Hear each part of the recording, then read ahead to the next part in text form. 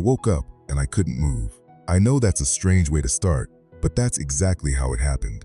One moment, I was lying in my bed, and the next, I was staring at the ceiling of my bedroom, but I wasn't in my body anymore.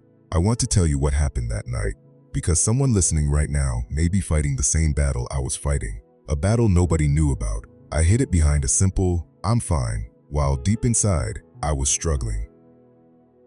Hello everyone, welcome back to the channel. We recently received the experience you are about to hear from a man who says he died and met with Jesus. What happened next left him with a message he believes everyone needs to hear. Today, he wants to share this experience with the whole world. So if you are listening right now, please stay with me until the very end, because what was revealed to him concerns all of us. Before we continue, please let us know where you are watching from. Our prayer team would love to commit you and your household into the hands of God. Now, relax and pay close attention as I share this testimony with you. Please don't skip this video. What you're about to hear is very important. Let's begin. My name is Philemon. I'm 32 years old, and what I'm about to tell you is the most honest thing I have ever told anyone. Before I get to that, I need to back up because none of what happened will make sense unless you understand what my life actually looked like. Not what people saw, what was actually happening. From the outside, I looked like a man who had it together spiritually. I led a small group at my church. I prayed for people. I could quote verses when someone needed encouragement. I was the guy people called when they were struggling, because I always seemed to have an answer, always seemed steady. What almost nobody knew was that I had been fighting the same private sin since I was a teenager: masturbation. I know that's not a comfortable word to say out loud in a testimony like this, but I'm not going to dance around it. Because the whole point of what happened to me was that I stopped being allowed to dance around it. It wasn't one moment of failure, it was a cycle, years of a cycle. I would fall. I would feel crushed by guilt afterward, genuinely crushed, the kind of guilt that makes you feel sick in your stomach. I would get on my knees and cry and tell God I was done, that this was the last time, that I meant it this time, and for a while I would believe myself. Days would pass, sometimes weeks. I'd feel close to God again. Prayer would feel alive. I'd read scripture and it would actually mean something instead of just being words on a page. Then, slowly, without me even noticing it happening, temptation would come back around. At first it was just a thought. Then it was a thought I entertained instead of dismissed. Then it was a private negotiation with myself. Just this once, I'd tell myself, and then I'll really be done. And I would fall again, and the guilt would come back, and the promise would come back, and the cycle would start over. I want to be honest about something else because I think it matters. I didn't think I was better than anyone else. If anything, that's what made it so heavy. I knew what scripture said, I knew what I was supposed to be walking in, and I still kept returning to the same thing like a dog to its own mess. There's a particular kind of shame that comes from knowing better and doing it anyway. It's different from just not knowing. I knew, and I fell anyway, over and over. What scared me most wasn't the sin itself, honestly. It was what I felt happening inside me because of it. I started noticing that my prayers felt thinner. Worship on Sunday mornings, which used to move me to tears sometimes, started to feel like something I was performing instead of something I was feeling. I would sing the words and mean maybe half of them. I would sit in church and feel like there was a pane of glass between me and everyone else who seemed to actually be encountering God. I never stopped believing God loved me. I want to make that clear because it's important to what happened later. I never once believed He had abandoned me or stopped caring about me. What terrified me was a different fear, the fear that I was becoming numb, that I was becoming someone who could sin and recover, sin and recover, sin and recover, until one day recovering wouldn't even bother me anymore. That I would become someone who just didn't feel it anymore. That fear followed me for years, and I never told anyone. Not my closest friend, not my own brother. I carried it completely alone, the way I think a lot of people carry things they're ashamed of, smiling in public, unraveling in private. That Tuesday night, nothing about it felt different from any other night in years of this cycle. I had fallen again 2 days earlier. I had cried about it. I had prayed about it, the same tired prayer I'd prayed 100 times before. Lord, I'm sorry. Please help me. I don't want to keep doing this. And somewhere underneath that prayer, if I'm honest, there was a small voice that whispered, "You've said this before and it didn't work last time either." I went to bed around 11. My apartment was quiet. I remember the streetlight outside my window casting that pale orange line across the ceiling, the same way it always did. I remember my phone was at 11% battery, and I told myself I'd charge it in the morning. I remember praying briefly before I closed my eyes, more out of habit than anything else that night. And then I don't remember anything else until I woke up and I couldn't move. At first I thought I was having sleep paralysis.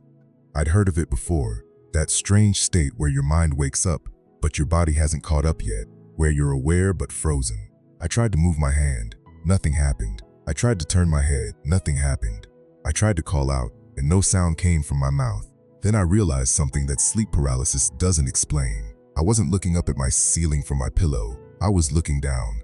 I was somewhere above my own bed, and beneath me, in the pale orange light from the street lamp outside, I could see a man lying on his back, one arm resting on his chest, completely still. It took me longer than it should have to understand that the man was me. I want to try to describe what that felt like, though I don't think I can fully do it justice. It wasn't like watching a movie of myself. It was a horrible, disorienting recognition. The way you might feel if you turned around in a room and saw your own face looking back at you from across the space. Except worse, because this face wasn't looking back. It wasn't doing anything. It was just lying there. I tried to scream. Nothing came. I tried to will myself back down into my body, the way you try to force yourself to wake up from a nightmare, and nothing happened. My body did not move. My chest did not rise. The fear that hit me in that moment is hard to put into words.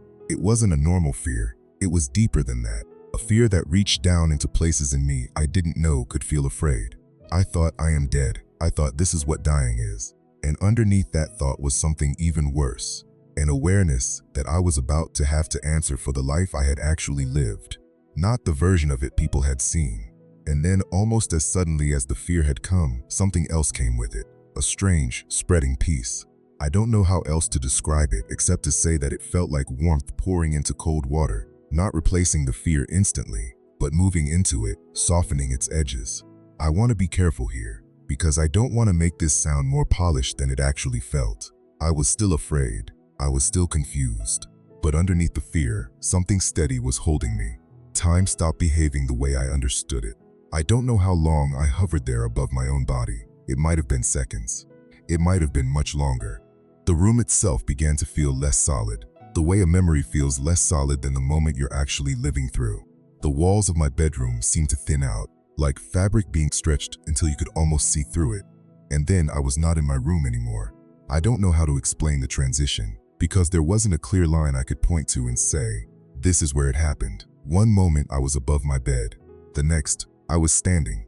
Though standing isn't quite the right word, because I wasn't sure I had feet anymore in the way I understood feet, in a space that had no walls, no ceiling, no floor that I could identify, and yet somehow felt more solid and more real than anything I had ever stood on in my life. And I was not alone. I felt him before I saw him. That's the only way I know how to say it. There was a presence in that space that made every hair on whatever version of my body I still had stand up, not from cold, but from something like electricity, except gentler.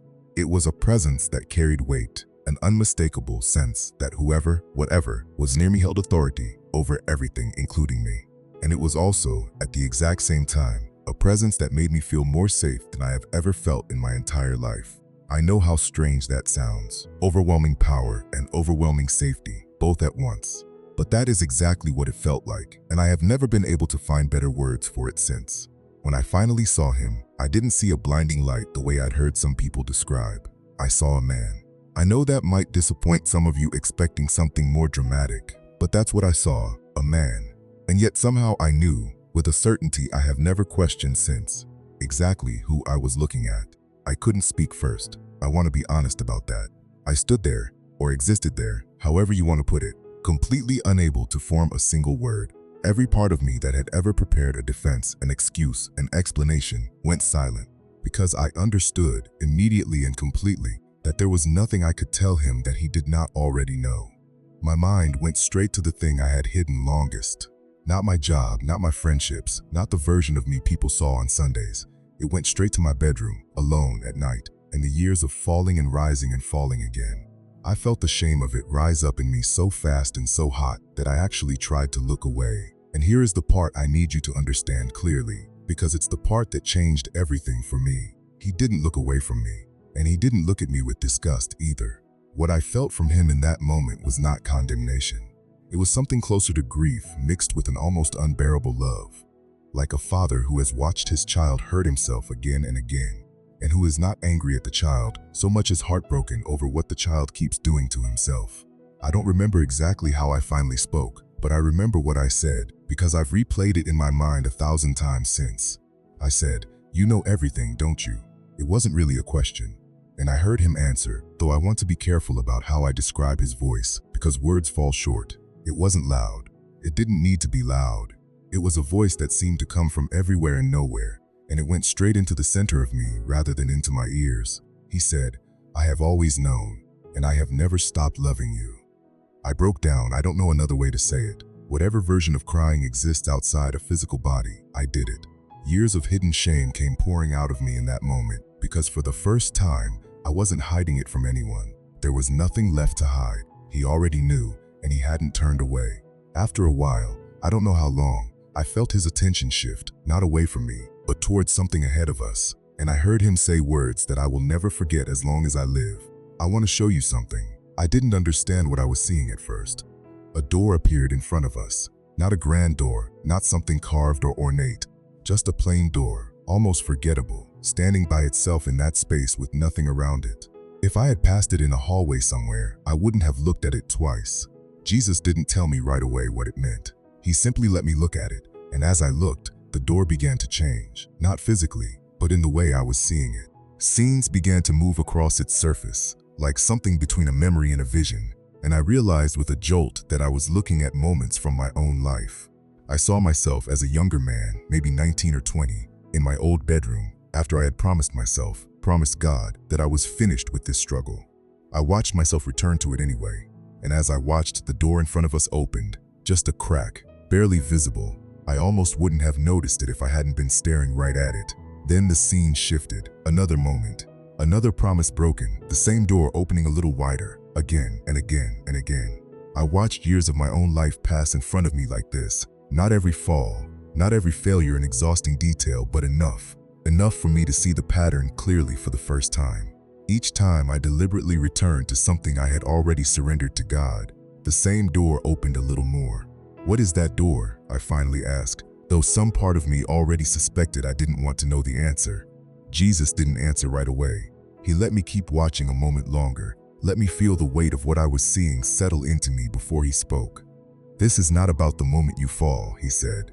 "It is about what happens when you keep returning to what you already surrendered to me." I felt something in my chest tighten, because I understood, in a way I had never let myself understand before, that this wasn't really about a single sin, or a single night, or a single failure. Failure is human, falling is human. What I was looking at was something different, a pattern of taking something back that I had already handed over, again and again, until the handing over itself had started to mean less and less. "I thought falling was the problem," I said quietly. "Falling is not what destroys a man," he said. "Making peace with the fall is." I stood there with that door in front of me, watching it hang open just slightly, and I understood for the first time that this wasn't really about a moment of weakness. This was about a habit of surrender, followed by a habit of taking back what was surrendered. Something in me had grown comfortable with that rhythm. Fall, feel guilty, promise, resist, fall again. It had become so familiar that I had stopped noticing how dangerous the familiarity itself had become. I thought that was the whole revelation. I was wrong. The door faded, and in its place, another scene began to form. And this one was harder to watch because it wasn't a memory of failure. It was a memory of me trying to do things right.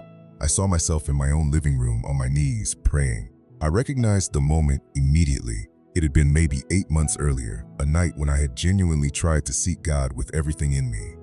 I remembered how hard I had prayed that night, but watching it now, from outside myself, I saw something I hadn't been able to see from the inside. There was a thin, gray haze between me and something above me. Something I understood, without being told, represented the fullness of God's presence, the light I was reaching for. I wasn't cut off from Him. I want to be careful to say that clearly because that is not what I was shown. But the haze dulled everything. It blurred the light. It muffled whatever I was trying to reach. The scene shifted again, me at church, singing worship songs with my hands raised, my mouth forming the words. Same haze, same dulling. I remembered that Sunday. I remembered feeling frustrated afterward, that worship hadn't moved me the way it used to, and wondering, quietly, privately, if something was wrong with me. Another scene, me reading my Bible at my kitchen table, coffee going cold beside me, genuinely trying to engage with the words in front of me. Same haze. I remembered that morning too, reading verses I had read a dozen times before and feeling nothing. Feeling like I was reading a foreign language even though I understood every word. Why couldn't I feel you? I asked, and my voice cracked as I said it, because this question had haunted me for longer than I had ever admitted to anyone. I wasn't hiding from you in those moments. I was trying. Jesus' answer came gently, but it didn't spare me either. I was never far from you, he said. But what you kept returning to in secret was dulling your ability to sense me. Not because I withdrew, because you were dividing your heart. I felt that word, dividing, settle into me with a weight I hadn't expected. I had never thought of it that way before. I had always framed my struggle as something separate from my relationship with God, a private failure over here, and my actual walk with him over there, as though the two existed in different rooms. What I was being shown was that they had never been in different rooms at all. The thing I kept doing in secret was quietly seeping into everything else. My prayers, my worship, my reading of scripture, dulling my capacity to feel what I was supposedly seeking. I never left you, he said, again, and I could hear in his voice how much he needed me to understand that distinction. But a heart that keeps one hand extended toward me, and one hand still holding what it refuses to let go of, will always feel a distance it created for itself. I stood there in silence for a long time. After that, letting it sink in, I had spent years wondering why God felt far away during certain seasons, wondering if I had done something to deserve his silence, wondering if maybe he was simply disappointed in me and pulling back. What I was seeing now was different, and in some ways harder to hear, because it put the responsibility back where it actually belonged. He hadn't pulled away. I had been the one dividing my own heart. I thought that revelation alone was enough to break me. I was wrong about that too, because what came next was even harder to watch. The scene around us shifted into something that felt less like a single memory and more like a pattern stitched together. Flashes of moments, one after another, moving faster than the previous visions had. I saw myself resisting temptation, feeling strong, feeling proud almost of how far I'd come. Then I saw myself in a weaker moment, tired, alone, bored, the specific combination of circumstances that had always made me vulnerable. I saw the thought enter my mind. I saw myself entertain it instead of dismissing it immediately, the way I always used to tell myself I would. I saw the small rationalization start. Just this once. It's not that big of a deal. I'll deal with it properly tomorrow. I watched myself build, piece by piece, the permission I needed to fall, long before I actually fell. Then I saw the fall itself. Not shown in any graphic way, just enough for me to recognize the moment, the familiar shame already rising before it was even finished. Then the guilt, then the tears, then the prayer, then the promise, then for a while real strength, real resistance, real closeness with God, and then, weeks or months later, the whole cycle beginning again. You see it, Jesus said, and it wasn't really a question. I've lived it, I said. I didn't know how obvious the pattern was until right now. The battle was never only in the moment you fell, he told me. The battle began earlier every time, when you allowed the thought to stay instead of sending it away. When you began explaining to yourself why it would be acceptable. When you told yourself it was only once more. I felt something uncomfortable settle over me as I understood what he meant. I had always thought of my struggle as something that happened to me in a specific moment. A moment of weakness that arrived suddenly and overwhelmed me before I could stop it. What I was seeing now was different. The moment of falling was really just the final step in a much longer process, one that had started minutes or hours earlier, in small decisions I had barely noticed myself making. The desire you kept feeding, he said, became more familiar to you every time you fed it. And the more familiar it became, the less resistance it required from you to win. I thought about all the times I had been surprised by how quickly I fell, how little of a fight I had actually put up in certain moments. I had always felt confused by that. How could I care so much about pleasing God and still fall so easily, almost automatically? Now I understood. The automatic nature of it wasn't an accident. It had been built fall by fall, choice by choice, into something that no longer needed much invitation. I stood there feeling something between grief and terror, because I realized that this pattern hadn't been getting weaker over the years. It had been getting stronger. Every time I fed it, I had made the next time easier, not harder. I asked him, my voice barely holding together, is it too late for me? He didn't answer that question yet. Instead, he told me there was one more thing he needed me to see. I wish I could tell you the next revelation was easier than the last one. It wasn't. It was the hardest thing I have ever seen. And I don't think I will ever fully stop carrying the weight of it. The space around us shifted again, and this time I saw a figure, not myself, at least not exactly, more like a representation, though somehow I understood immediately and completely that it was meant to be me. The figure was holding something small between two fingers. At first, I genuinely could not tell what it was. It looked like nothing, a tiny, nearly invisible thread. What is that? I asked. Watch was all he said. I watched the same pattern I had already seen play out again. The fall, the guilt, the promise, the return to it. But this time, every time the figure returned to the same season, another thread appeared, wrapping itself gently, almost unnoticeably around the first. One thread became a few threads. A few threads became a small bundle. The bundle thickened, fall by fall, year by year. Promise after broken promise, the thread thickened into something that no longer looked delicate at all. By the time the vision reached what I understood to be the present, my present, the man I was right now, the thread had become a rope. Coiled loosely, still able to move, but undeniably heavier than it had ever been at the start. "Is that a chain?" I asked, though some part of me already knew the answer, and dreaded it. "Not yet," he said. "But you have been building toward one." I felt my whole being go cold. I understood, with a clarity I had never experienced before, what I was looking at. This wasn't about a single sin condemning me. This was about what happens when a person keeps returning to the same sin, year after year, without ever letting the surrender be complete, without ever truly refusing to make peace with it. Each time I had told God I was done, and then quietly, deliberately, taken it back, I had added another strand to something that was slowly, patiently, becoming something I might not be able to break free from on my own. "Am I already trapped?" I asked him, and I wasn't ashamed of how much my voice shook when I said it. Is this who I am now? Someone who can't stop?" I want you to understand something about how he answered me, because it is the single most important part of everything I experienced that night. He didn't say, "No, you have nothing to worry about." He didn't minimize what I was seeing or explain it away. But he also didn't say, "Yes, you are beyond hope." Instead, he reached toward the rope in the figure's hands, and I watched it break, not violently, not dramatically, the way I might have imagined a chain snapping in a movie. It simply came apart, strand by strand, the moment his hand moved near it, as though it had never actually possessed the power it appeared to hold, as though its strength had only ever existed because I kept feeding it. And the instant that feeding stopped and surrender became real, it had no strength left at all. "This is not what happens when a man falls," he said. "This is what happens when a man refuses to stop returning to what he has already given to me. But hear me clearly, Philemon, falling is not the same as staying down, and staying down is not the same as being unable to rise." "Then what's the difference," I asked, "between someone who keeps falling and gets back up, and someone who's trapped?" "The difference is what happens in your heart after you fall," he said. "A man who falls and hates what he has done, who does not defend it, who does not make peace with it, who keeps returning to me honestly instead of pretending it never happened, that man is not trapped, even if he falls 1,000 times. But a man who begins to accept the sin as simply who he is, who stops fighting it in his heart, even while he still feels bad about it outwardly, who protects the sin more than he protects his closeness to me, that man is the one in danger of becoming what you feared."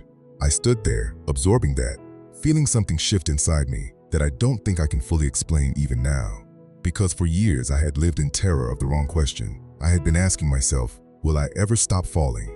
And what he was showing me was that this had never actually been the most important question.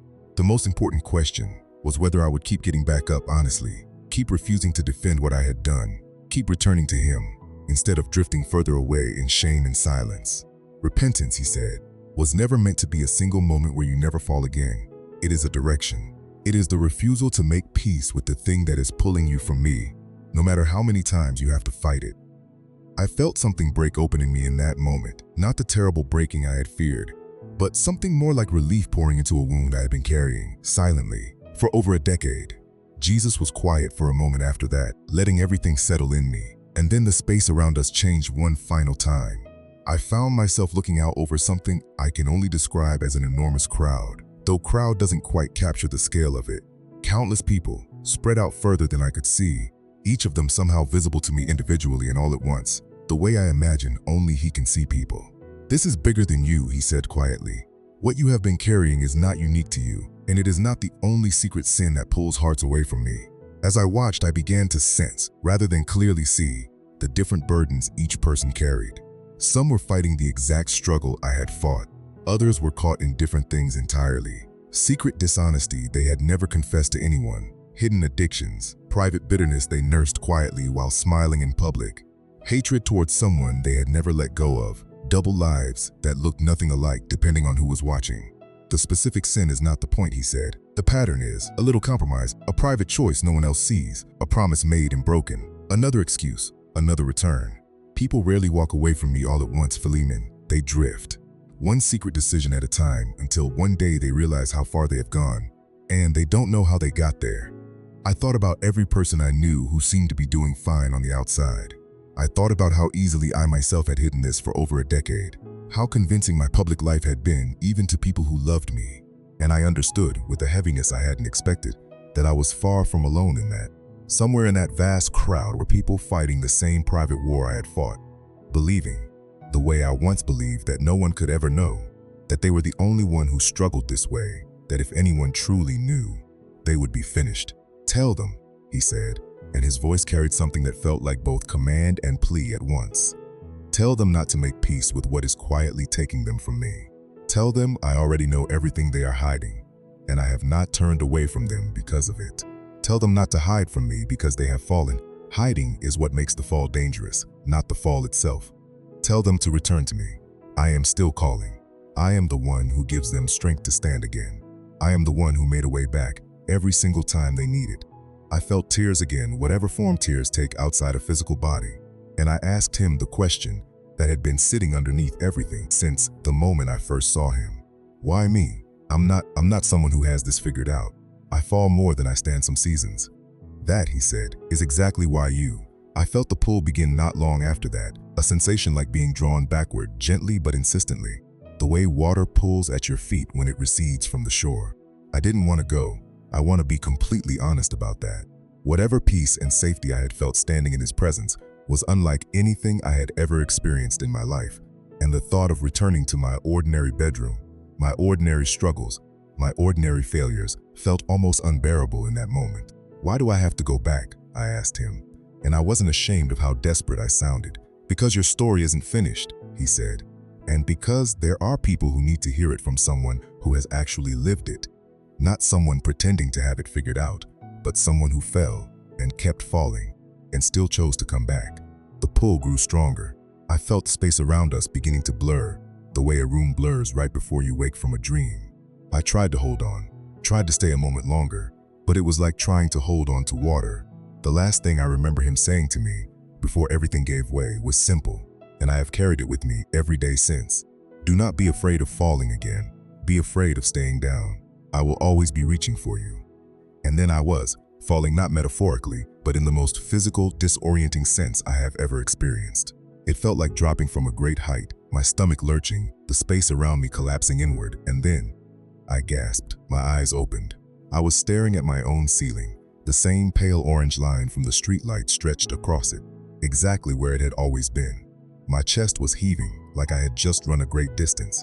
My whole body felt heavy in a way I had never noticed a body feeling before.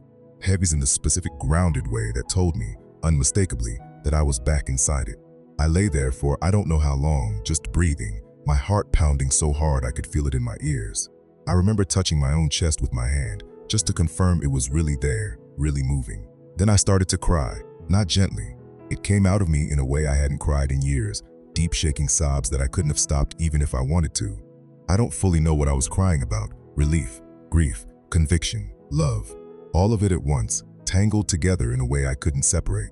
I got out of bed at some point, I don't know how much later, and I knelt on my bedroom floor, and I prayed, but it wasn't like any prayer I had prayed before. There was no performance in it. There was no trying to say the right words. I just told him everything, out loud, in my empty apartment, at whatever hour of the night it was. I told him I was sorry, not the tired, worn-out sorry I had said so many times before, but something that came from a place in me that had actually been rearranged. I sat on that floor for a long time after I finished praying, long enough that I watched the black sky outside my window slowly start turning gray. I wish I could tell you that in the days after that night, I never fell again. I'm not going to tell you that because it wouldn't be true, and I think claiming that would actually undo everything I'm trying to say to you right now. What I can tell you is that something fundamental changed in how I understood the whole battle.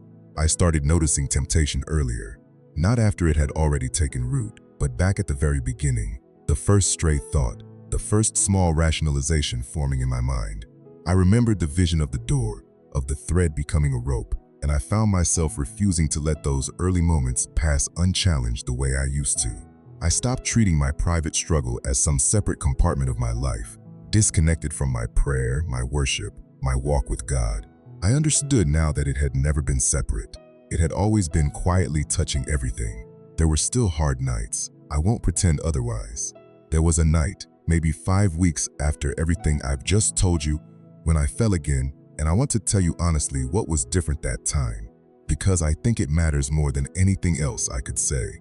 The guilt still came, but this time, I didn't hide from him in the guilt. I didn't let shame push me away and make me feel like praying again was pointless until I had cleaned myself up first. I went straight to him, right then, in the mess of it, and I told him what happened. I refused to make peace with it. I refused to let it become an excuse to drift further. That, I have come to believe, is the actual difference between being trapped and being free, even when the falling itself hasn't fully stopped. It's not about achieving instant perfection.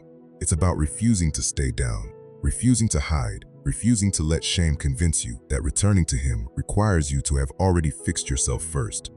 Months have passed since that night now. I'm not a perfect man. I still have to fight. Some weeks the fight is easier than others. But I no longer fight it the way I used to, alone, silent, ashamed, pretending in public that nothing was wrong while quietly falling apart in private. I've told a few trusted people in my life what I went through, and more importantly, what I had been hiding for years before it. That alone changed something. Secret sin loses a portion of its power the moment it's no longer secret. I'm telling you all of this because I believe someone listening to this right now is exactly where I was for over a decade. Maybe it's the same struggle I had. Maybe it's something else entirely. A different secret, a different private war you've been fighting behind a smile nobody has ever questioned. I want to tell you what I wish someone had told me years ago. Falling does not mean you are finished. Falling does not mean God has given up on you, and it doesn't mean you should give up on yourself either. What matters is what you do after you fall. Do you hide or do you return? Do you make peace with it, defending it quietly to yourself, telling yourself this is just who you are? Or do you keep refusing to accept it as your identity? Keep bringing it back to him honestly. Keep choosing, again and again if you have to get back up.